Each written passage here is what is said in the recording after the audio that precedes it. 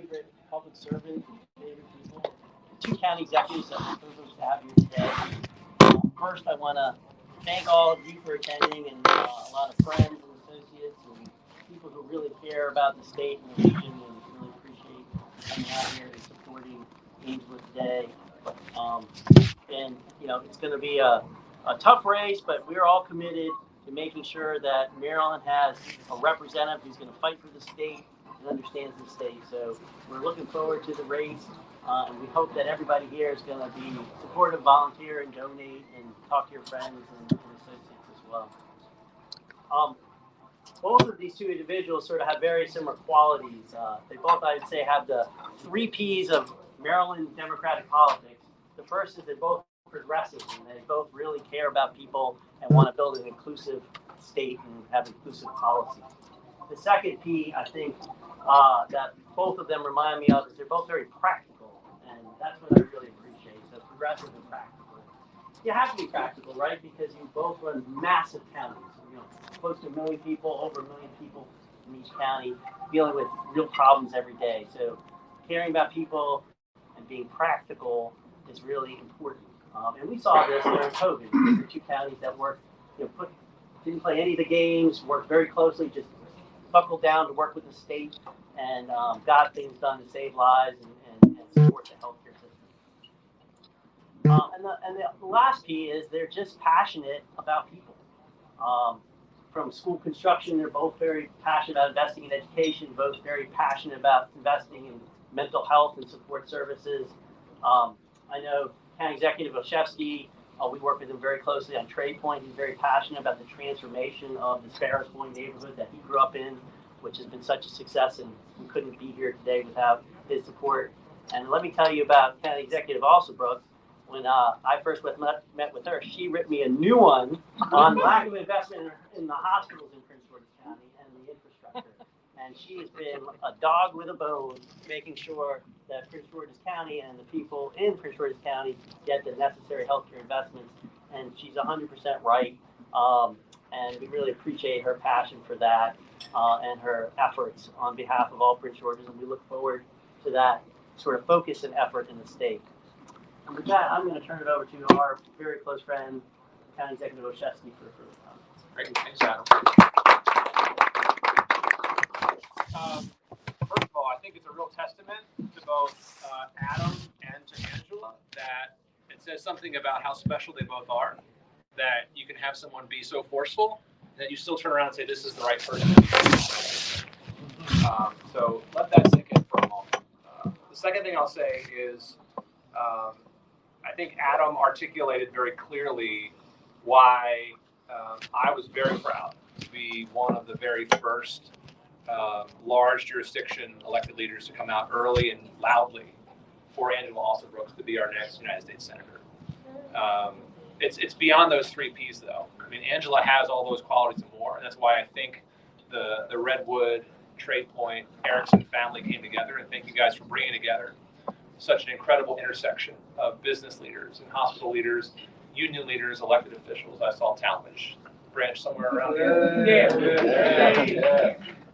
But I think it speaks to who Angela is, that we have so much leadership from the Baltimore area already at this stage in the campaign, that you all are seeing what I have seen the last 4.5, 5 years serving as county executive with Angela. I see someone who is tackling a multi-billion-dollar budget, who's investing in our schools, in our infrastructure, in our people, in our programs, who's prioritizing things like mental health, who understand that we can always aspire to be better, but we can do that by listening and partnering, working with businesses, working with communities. And so Angela is someone who not just I share experience with as county executive, she's someone I admire as a person who carries with them their working class background. She's someone who I admire very much as another parent raising an amazing daughter. Those are the kinds of experiences and qualities that we want representing Maryland in the United States Senate. So it was very easy for me to step forward and say, me too, sign me up. I'm all in Maryland and I want you to be too. And I want everyone in the Baltimore area to know that if you don't already know, you have a candidate here who will understand our needs around investing in projects like Trade Point Atlantic, bringing that to fruition. Someone who's done that around metro stations and across Prince George's County with the Blue Line. You have someone who understands our medical needs and our hospital system and how incredible that system is here. You have someone who understands what a red line means to Baltimore County and city and the entire region. You have someone who understands investing in our sports teams because she's doing that too, and she's fighting for that down in Prince George's County. So thank you for stepping up, not just at all, but so early. We're going to keep asking you to do it because it's so critical that Angela Alsobrooks wins this race and is Maryland's next United States Senator. So without further ado, we got progressive, we got practical, we got passionate, and then the other P is Mark Puente. You can only win with Mark Puente. So thank you also for co-hosting. Sushan Sid, also from Capital Strategies. Thank you so much for co-hosting. My partners at Trade Point Atlantic, Aaron Tamarkio, Kristen Kidd, thank you so much. Really appreciate all the great partnerships and look forward to winning this campaign. And now, without further ado, our next United States Senator, Angela Alsobrooks. Well, good evening, everyone. And I'm going to start on this side and then come to our host. But I just want to say thank you so much to County Executive Olszewski for being here tonight and for his friendship and support. You know, he said it was easy to support me, but I have to tell you, I am just amazed, and I have so much respect for a county executive because, you know, many of you may not have known this, but a few weeks ago, the media said, you know what, there is a dynamic county executive in Baltimore County, and we have to wait to see what's going to happen in the race because we have yet another person who we think would be tremendous as a senator, and we want to wait and hear what he has to say. So the county executive called a press conference, and the press went crazy. They said, this is the moment. At 9 a.m. today, we're going to hear that the county executive is launching his bid for Senate, and instead it came out that day, and he did what is most unusual in this time, and said instead, I'll support him. And you know, so in his own right, he would have made a very amazing U.S. Senator. But he decided there was a concept, and this concept was there's a man named Hakeem Prince, and he's a person who was the last voice you heard before Reverend Dr. Martin Luther King at the March on Washington. And what Rabbi Prince said is he talked about this concept of neighbor. And he said that, you know, neighbor is not a geographic concept, but it's a moral one instead. And so it is the case that County Executive Olszewski really believes in neighbors and believes that we serve the same people, whether it is Prince George's County, Baltimore County, and you've heard I get a little sassy about the people that I represent. But we share in common a true love for the people that we serve, and the desire. One of the things you just heard him talk about is the desire to understand, truly understand the concerns of the people we represent. So it has been a sheer joy to work alongside the county executive, and what an honor it is to have you support. So thank you so very much.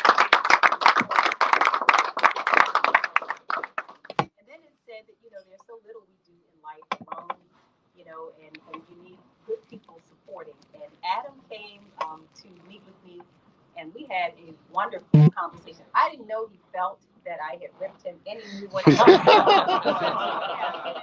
know he felt this, but I think we both share a real passion. We use the word passion, but we do share a real passion around ensuring that all of us have an opportunity to have the very best health care possible. And so we had a really animated conversation about that. And I don't think there's that much distance between us at all, in that we truly believe that a part of the American dream promises us that we are able to have, as a matter of right, health care, and how we deliver that, most especially to our elders. And then we also shared just so many other things in common that we talked about, developing a workforce, for example, and the excitement about Trade Point Atlantic and what that will do for our economy. So again, it is such an honor to have your support, and the other hosts who are here tonight. I want to thank all of Sushan and Mark and others. Thank you so much for agreeing to host tonight's event. And then for the rest of you, who could have been doing absolutely anything on a Wednesday evening, and how generous it is for you to come by also and to give me a few minutes just to talk a bit about my background, to tell you some about the work that I've done, and really tell you all about the U.S. Senate and my excitement about the opportunity to go there and serve. So for those who don't know, I am Angela Alsobrooks. I am a Prince Georgian, and I always talk about that, a native-born Prince Georgian. And so I had the opportunity to been there for my whole life. I'm a proud native Marylander. Baltimore is not unusual to me. You'll hear in a moment that I attended law school here. But what I can tell you is that my family is not originally from Maryland. In fact, my parents are from the South, which is the case for so many who have come to Maryland. My father is from a place called Wadesboro, North Carolina, and my mother is from a place called Seneca, South Carolina. And so it was the case that my family came here in 1956. My mother, grandmother, and other family members were living in Seneca when my great-grandfather, whose name is J.C. James, he was a person with epilepsy and had an epileptic attack. And he was accused of being driving drunk. He was accused of being drunk in public. There was a man who stood up for him and said, no, that's J.C. James, and he has this condition. And that embarrassed the sheriff's deputy who he spoke up for. And he told my great-grandfather, he said, you know what, I'm going to come back and I will get you. Well, on July 4th of 1956, he saw him walking along the road, came to him with a gun, first shooting him in the feet, and then shot him in his abdomen and left him on the side of the road. And that's where he died. Now, what my family told me was that they were told that if they didn't leave, they'd kill the whole family. So within a week's time, they had some kind of hearing. The hearing determined that no crime had been committed. And so about a week after that, my mother, grandmother, great-grandmother, and several other family members came first and stayed with the family quickly in Washington, but they settled in a place called Fairmont Heights, which is in Prince George's County. And several of the family members still live there. Now, my great-grandmother, whose husband was murdered, was someone I was very close to. She was what we would call today a very bad woman. She was a super incredible lady. She was born in 1897, and she actually lived until my first year in law school. And she was sharp, and she conveyed a lot of the family history to me, talked to me very often. But the one thing that stuck with me that she told me, and she told several other family members, is she was a Southerner, and she didn't permit complaining. Something you don't like, then you should go farther than just do better. And that's what she said. And so it reminded me, and it really did frame for me so many of the decisions that I've made in my life from that time. Is as you survey, I took it to understand that we have an affirmative obligation to improve every space you occupy. For the things that you don't like about it, well, then you work harder and you go farther and you do better. And I've tried to do that. I was raised by two fantastic parents who married fairly young. And those parents, as you've heard, have been working class. They've taught me so much by their sheer example. My mother, who retired in 2016, she had worked for 50 years as a receptionist. And she has a work ethic that is second to none. My father, who worked as a newspaper distributor for the Washington Post, he is, I am not kidding, he's the single smartest man I've ever met in my life, but worked as a newspaper distributor and worked as a car salesman, which he is back doing now. So I'm selling some used. He says he's retired, you know, we can figure it out. But he's still selling cars and he's caring for my mother. But the two of them worked hard, which is why I know what hard work looks like, and that there is dignity in all work. And then I did something very dangerous with the education that they gave me. It's only dangerous because I'm in Maryland, and that is I went to Duke University. You go, girl. It's a dangerous thing to share in public. I have to tell you, it makes you a little unpopular, you know. But I did redeem myself and actually came here to the University of Maryland to law school. So I've been added back to the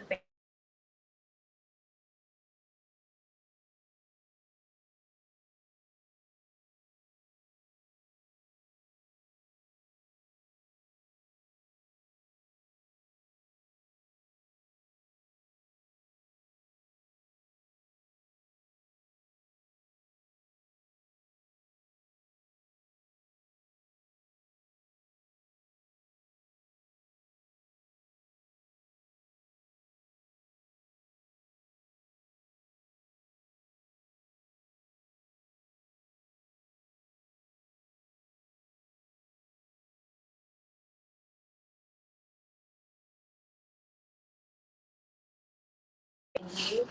And then was having a conversation literally with a friend about my daughter, who was 4 at the time.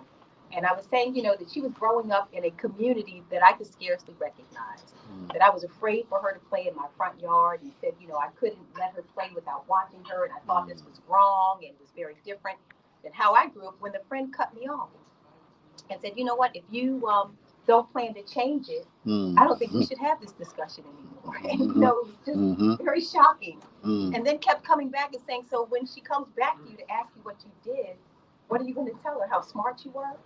Are you going to tell her all the great ideas you had, or are you going to say what you did? And so from there, I was so convicted that I ran for state's attorney in 2010, when everyone said she's a very nice lady. She's a very nice lady, but there's no way this woman can win a race. I'd never even thought of running for anything before, and had never raised a dime, but was fortunate to win that race in 2010. And for the 8 years that I served as state's attorney, we were very successful because of our partnerships. I was proud to work alongside a number of other really great public servants, and we saw crime come down by 50%. Violence, we brought violence down by 50% in Prince George's County during the time that I was state's attorney there, and did so while we also invested in our children.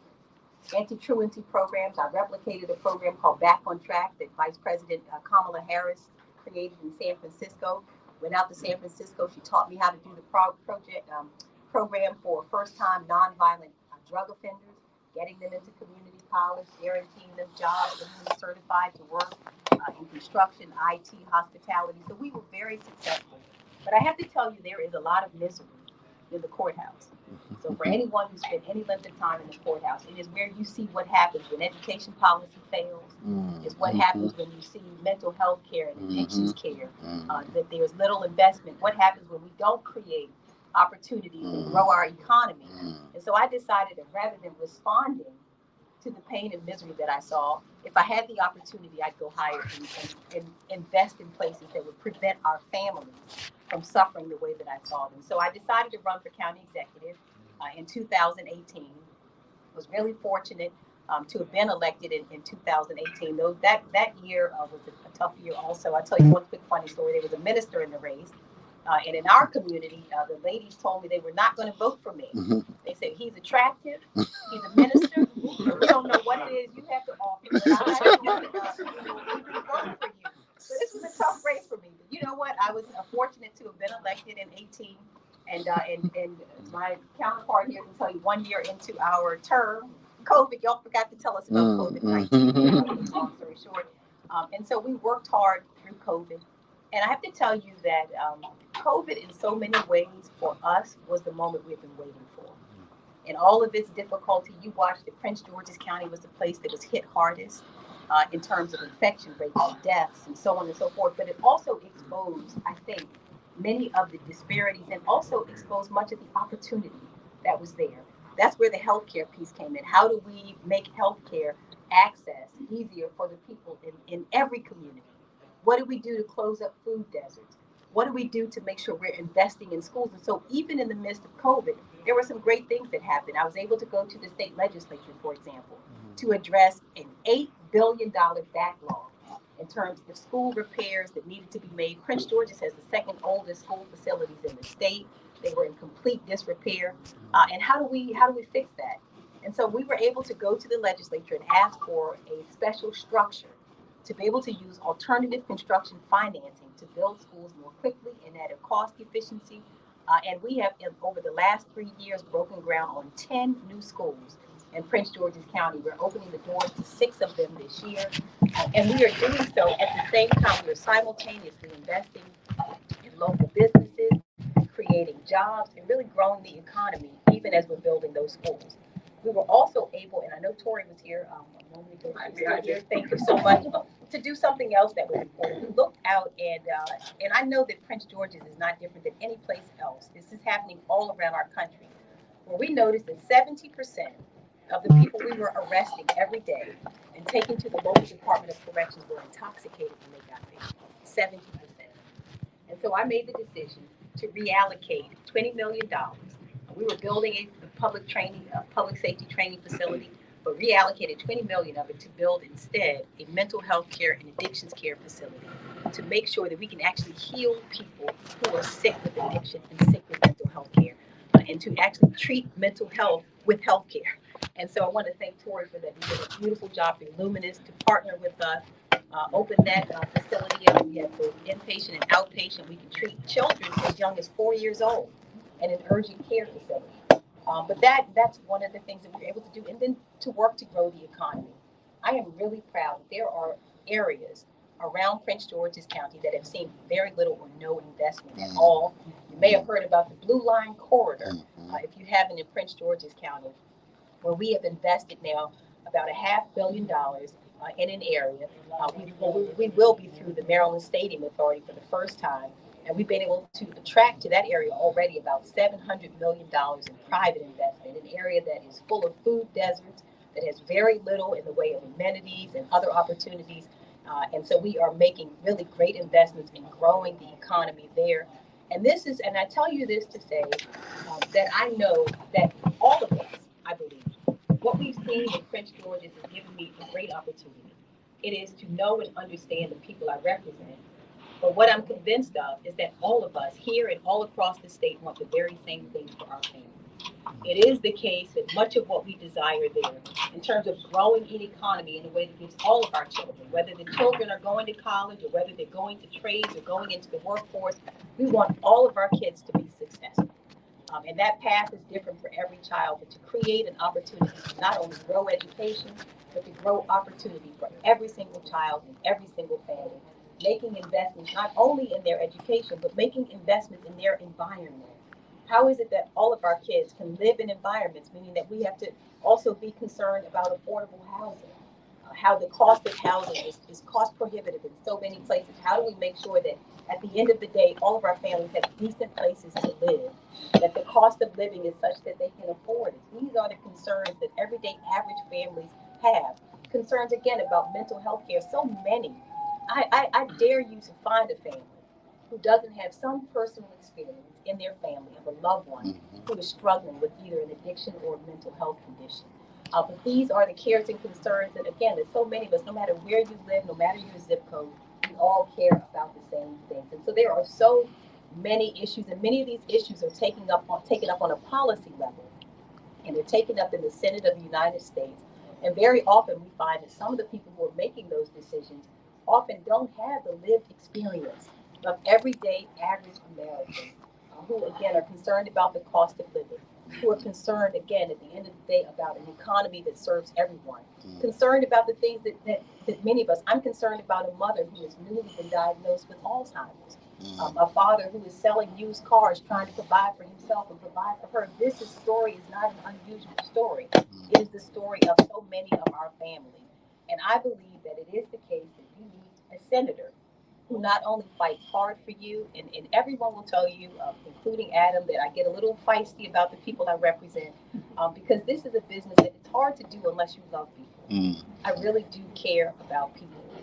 And so to have the opportunity throughout Maryland to fight for Marylanders, I think we deserve a senator who is there to fight for all of us, but one who also understands Marylanders, who shares the everyday concerns of Marylanders, who takes that to heart and works hard to bring back every available resource to make sure that Trade Point Atlantic and all of the other projects throughout the state have the funding that they need to grow jobs and to grow opportunities and to bring amenities and to be able to have the quality of life that we deserve. We deserve to have, when we talk about understanding, I can speak from my experience even as a prosecutor. People have been asking me, what is it that you think about crime that we're watching that's filling our streets and filling our homes? And I can tell you that there are two things I believe about it, is that we all deserve two things. We deserve justice, a system that is transparent and fair, where the laws are applied equally to all of us. And we deserve a system that allows us freedom.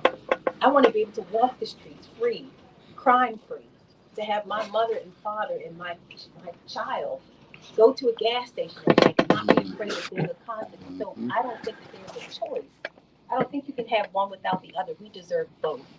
To have a system that is just and to be able to live in communities where we are free. And I believe that it's possible to have both of those things, but it is what I know from my experience. And so I'm excited to be running for U.S. Senate at a time where I think the country needs people who not only have experience, where it is not based on a theory or some other esoteric idea, but that I can apply the actual experiences that I have had over many, many years as an executive, but a person who cares deeply also about the people of Maryland, will fight every single day. And I believe that the best days are still ahead of us. There are some who believe that, that maybe this isn't possible anymore. I don't believe that. I don't believe that at all. I believe that if you are able to work with people, that I think we can get great things done. So I won't go on and on because, as you can tell, I'm in Alsobrooks. I'm a little talkative. I won't talk all night long. But I want to just thank Adam and thank the other hosts who have hosted tonight. Well, I want to say this also. This race is it's going well, but it is an expensive race. So I want to thank everyone who's already contributed. I want to tell you something that may be not a secret, that I am running in a, and one of my opponents is a self-funded multimillionaire. I forgot to tell you, I am not self-funded. I am not a multimillionaire, so it means I got to do this the old-fashioned way. I have to come out and ask you for your support, to tell you that your contributions do matter. And I know many of you have already contributed. I just want to thank you so much for that. These races are very expensive. It costs a lot for us to be able to communicate with people. And I know that we'll be able to go forward and to win the race. We really have to continue to raise money. So anyone who is able to really sow into this race and to sow into our campaign, I just have to say thank you so much. I really do appreciate it. It is greatly needed and greatly appreciated. So I'll hand it back over for questions. Thank you.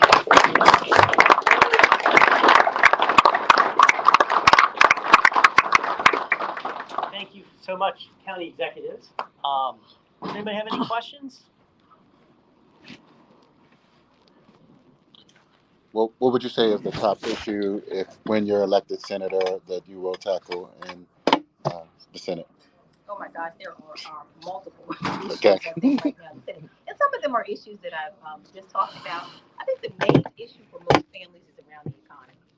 I think for me that's the primary issue, because what I find is from that stems so much.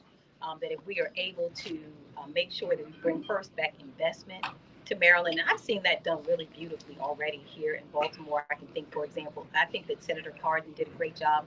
I think Congressman Kwaizi Mfume does a beautiful job of making sure you bring back resources. So I would definitely be focused, I think, primarily on making sure that we are bringing down the cost of living, any policies around that, making sure that we are doing things to grow the economy here. Also, affordable housing. I think so much comes again out of having economic justice, and so that's a big one for me. Healthcare is an issue that is very close to my heart. I think if you don't have good health, there's very little else you can enjoy, and most especially mental health. So mental health is really very, very important to me also. But there are other issues, women's rights. There are healthcare issues that are also very close to me relating to women. Voting rights protections are important. And so there are a number of other issues that I would be really focused on. So there's a lot that has to go into this race, because you're running outside of Prince George's County. So what are the other things that we can do other than the money piece of that can enhance the position where you want to be in the state? Thank you so much for that, Joe. So yes, it is a big state, and one of the things that's really helpful is at the end of the day, it's about people. And so some of the people in this room may have the ability, for example, to invite me to meet 10 or 15 of your neighbors or your family members or friends. And I would very much appreciate opportunities like that. And we will have the opportunity to leave us your name and information. So really helping me to connect with others. And then as you go out and talk, you can, I hope, say that we've met tonight, and that maybe you've heard from me something that resonated with you. And if you can help me spread the word, that would be very helpful also. But meeting people, they call them house parties or meet and greets. Those become very helpful, or any other events that you may know of in various parts of the state. Inviting me, I would certainly be honored to attend some of those also. Other than the money, what do you feel may be the biggest challenge in